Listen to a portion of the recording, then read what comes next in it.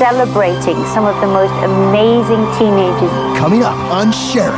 We collect and recycle shoes and we donate them to homeless shelters. We raise money to benefit women's education in Africa. You've done so much. And Malcolm in the Middle's Justin Burfield. I'm the youth ambassador for Ronald McDonald House Charities. At 17, that's amazing. Kids who are doing their little bit to make this world a better place.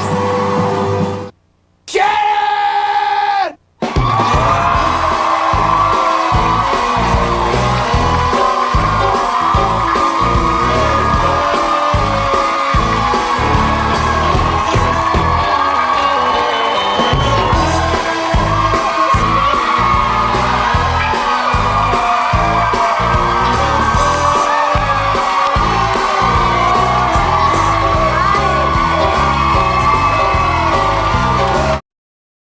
Still to come, a teenager who went around the world to help girls of her own age.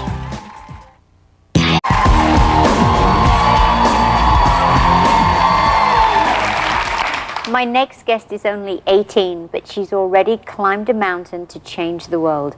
Please welcome Ashley Shuyler.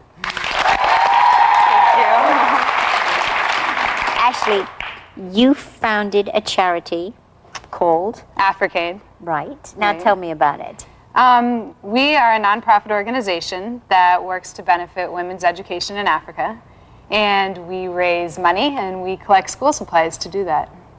Now, of all the countries in the world, why did you pick Africa? Well, you know, it really all started when I had the opportunity to go to Tanzania when I was 11 years old, and it really was a life-changing experience. When I was there, you know, in my 11-year-old mind, I was thinking, okay, I'm going to go to Tanzania and I'm going to be amazed by the wildlife and I'm going to pretty much be on the set of the Lion King. Yeah, definitely. But it was really the people who caused me to come back a different person. And, you know, one day... It's very impoverished there. Very. And that's the thing that struck me most when we were first there. You know, we landed, we drove through a city, and I was sitting in the car just looking out the windows thinking, oh my gosh, is this for real? You know, it was unlike anything I had ever seen before. You know, at one point we stopped, we rolled down our windows to get some air because it's pretty hot there, right? And hands just started pouring in. They were saying, you know, help me to feed my family, buy this trinket. And I was just sitting there as an 11-year-old so overwhelmed thinking, oh my gosh, you know, have to do something to help this. So. Well, you definitely did because you ended up climbing Mount Kilimanjaro. That's right. Now you raised money. How much money did you raise? We raised $25,000 through the climb. Now, had you climbed before? Do you do climbing as a hobby? You know, I'm from Colorado, so I do a lot of hiking. I love the outdoors, but this Mount was nothing. Kilimanjaro is that's a huge thing to take on. Yeah, it really was. I mean, 19,000 feet, you know, roof of Africa. It was quite a challenge, actually. How long did it take you? It took 5 days, and you know, I just remember standing at the bottom of this mountain looking up thinking, in 5 days, I'm going to be 19,000 feet higher than I am right now. Wow. So. But for the whole time that you've been working for your charity, you've raised over $100,000, right? Which is just, it's an incredible amount of money. I mean, you're 18, and I mean, it's an incredible amount of money. Where does it come from? You know, it comes from so many different places. We have such a broad base of supporters, which has been so wonderful. We've received a couple of big contributions, but the backbone of Africaid is really, you know, our hundreds of supporters who believe in what we do and who make their small contributions all the time. And we've raised the money through doing a lot of different types of fundraisers. Yeah. We've done fundraising letters. We had a snowboard raffle, silent auctions, an event at the Denver Art Museum. It's amazing how all these little things accumulate into one big... They really do. So when the money goes over there, what does it primarily go for? Well, like I said, we work to support girls' education in Africa.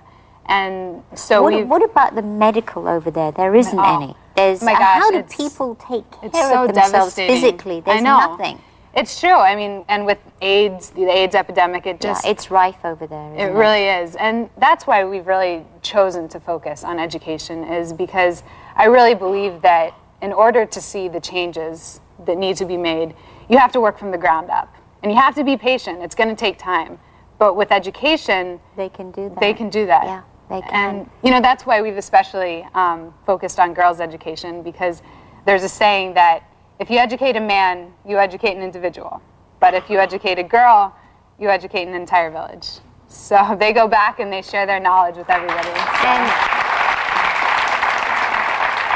education to you is a very big thing because you are a freshman from Harvard. That's right. Oh, yeah. So do many of your friends at Harvard help you with the charity? Yeah, I've received so much support, you know, from so many people. It's been such a humbling experience to have such an outpouring of support from so many different people, places. Well, you're definitely making a huge difference, and I want you to tell everybody how they can contribute. So tell them what they have to do. The best way is to go to our website, which is www.africade.com, and on the website you can find out pretty much everything there is to know about making a difference. So please help, log on and see what you can do. Little bits help. Ashley, thank you so much. Thank you so much.